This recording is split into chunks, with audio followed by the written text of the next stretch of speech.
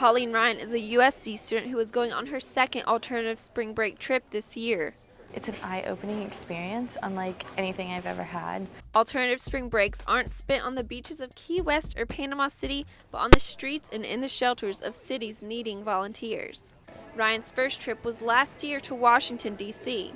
They had us working and making food for homeless people. And so basically what we did is they open it up every Monday and Wednesday. Volunteers come and make the food, and they actually get to sit down with them and talk with them. Teresa Harrison is the university's community service advisor and says that most of this year's trips focus on helping those who lost everything in natural disasters. A lot of the projects have to do this time with disaster relief. They have clearly lost everything, and I am told what I am looking at is not the worst of it.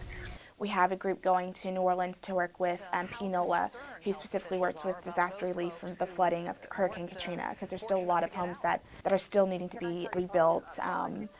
Same thing with Nashville. There was a lot of flooding about 2 years ago. But why do students choose these alternative spring breaks? It was really inexpensive. It was only around $130. And at this point I wasn't 21 yet, so I knew I couldn't go on a cruise. I couldn't do a lot of things. These trips are very affordable compared to most college spring breaks.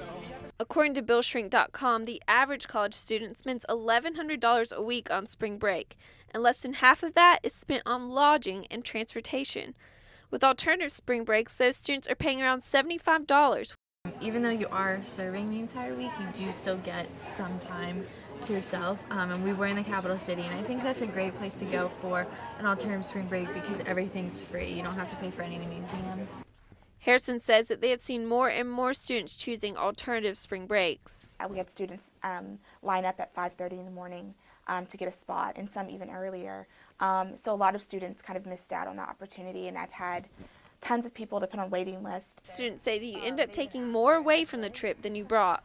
The best part about it is when you call these places that rarely have any volunteers, and you're like, can I bring 22 students on a Thursday morning? And they're, yes, of course, we would love that. So it's all worth it, and I'm really excited. I think it'll be a great time.